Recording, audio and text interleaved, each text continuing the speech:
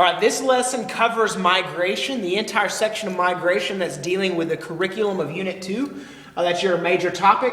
Your essential question is why and how do people migrate? Because there's set patterns as to how this migration takes place. And it's important that you understand the different steps and different patterns of this migration.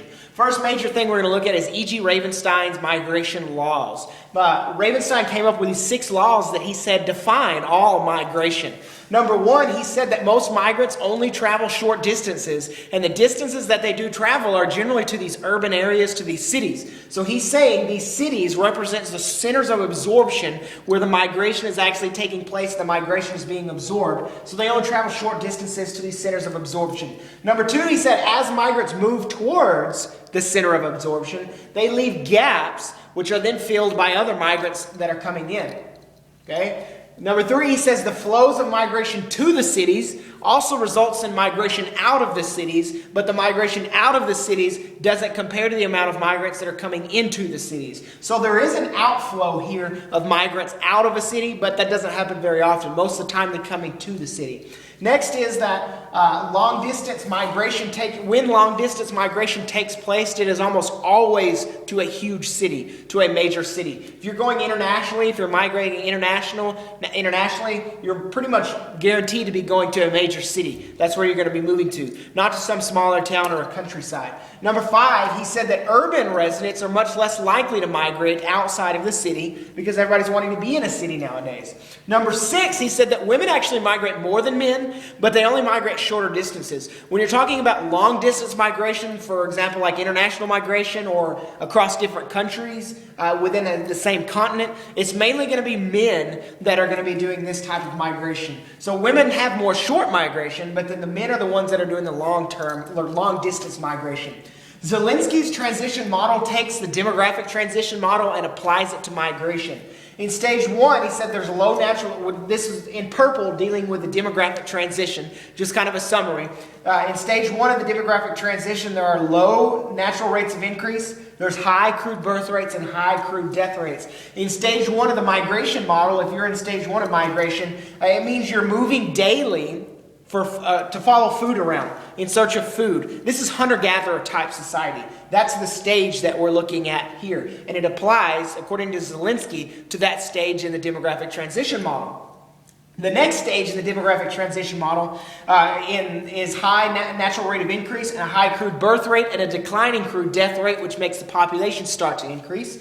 Within Zelinsky's model, he said that high international immigration moving out of a country and interregional migration moving amongst other regions from rural to urban. So this movement is going from the countryside to the city side. That's the type of movement that's going on amongst other migrations. And that's in stage 2. Stage 3, the demographic transition model says that you have a decline of natural rate of increase, a decline of crude birth rate, and a decline of crude death rate, probably equaling a 0 population growth.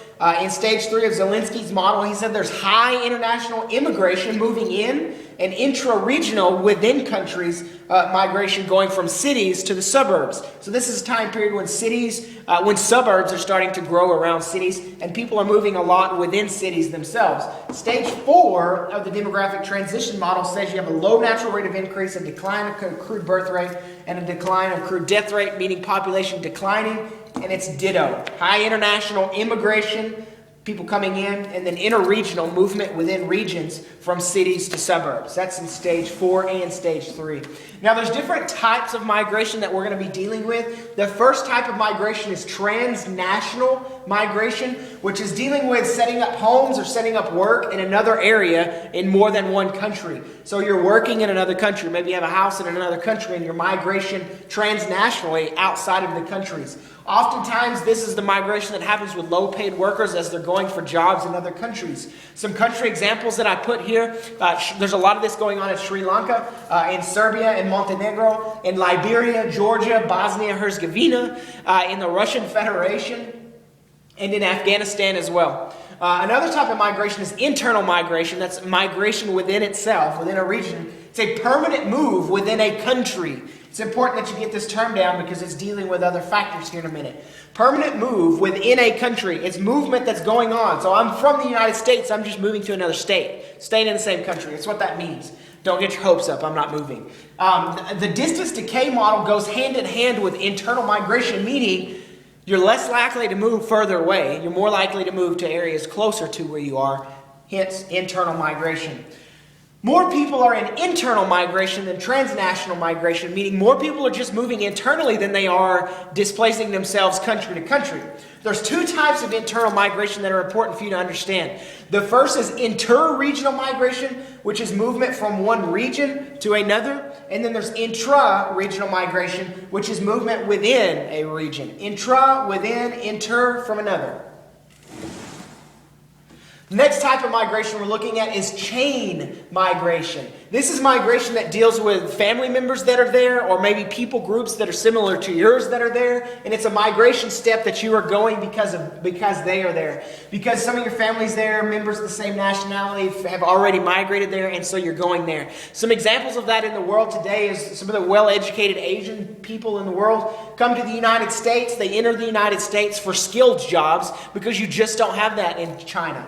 Or in Asia, not just China. So they move to the United States for these skilled jobs to areas where their people are already there. Okay? Another type of migration is step migration. Generally, if migrants want to travel really far away from internationally, maybe they'll make steps. Okay, maybe they'll go a little bit now, a little bit later, a little bit even further. They take it within steps. Also, you can look at that within intra-regional migration. You're moving from a farm to a small town to a bigger town to a city. It's that type of movement. From really rural to more type of city to the big city. That's a step migration. You're taking these steps. You're not making that big move at once.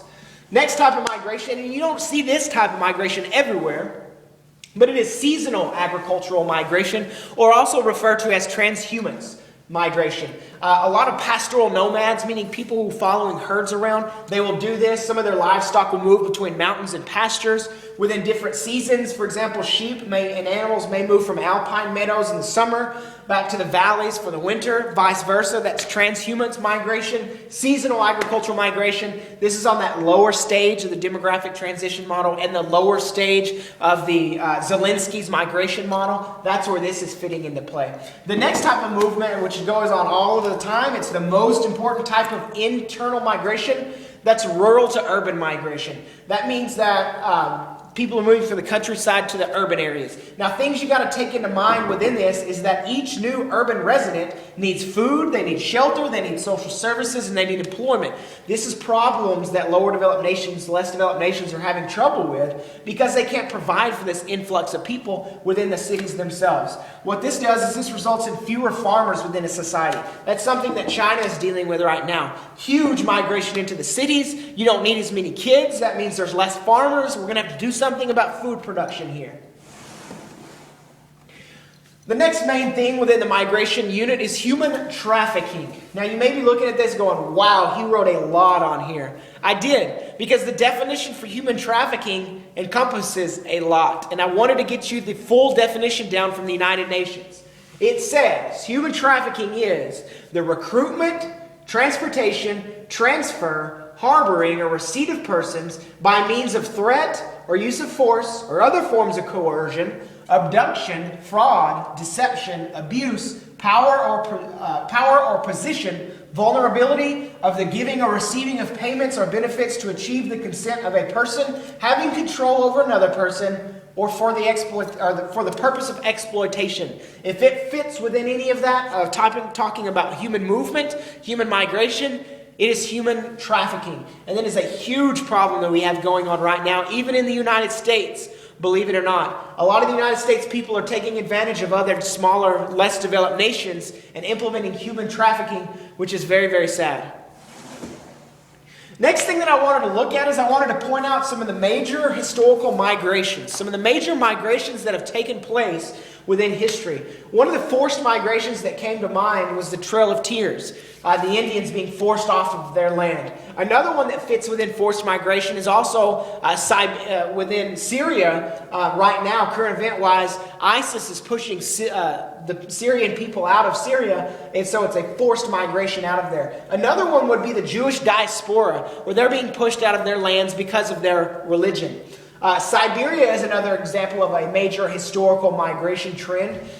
This movement within Siberia was intra-regional. It was within the country itself, but people were moving to different parts to build the Trans-Siberian Railroad. So they were moving to different areas to build this railroad, and then once the railroad was in these areas, the few stops that it did have, cities started to develop, and movement was going on because of that as well. Canada also has an example of a major historical migration. Another intra-regional within that region of Canada, of the movement of people from east to west. Canada was settled in the eastern part, just like the United States. Movement went from east to west with this migration, and especially down south, because most of the people in Canada live close to the United States because it's warmer, because most of Canada is really cold.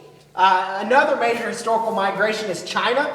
There's a lot of immigration from China dealing with rural to urban movement. People are moving out of the rural areas into the urban areas, and cities are growing, known as urbanization.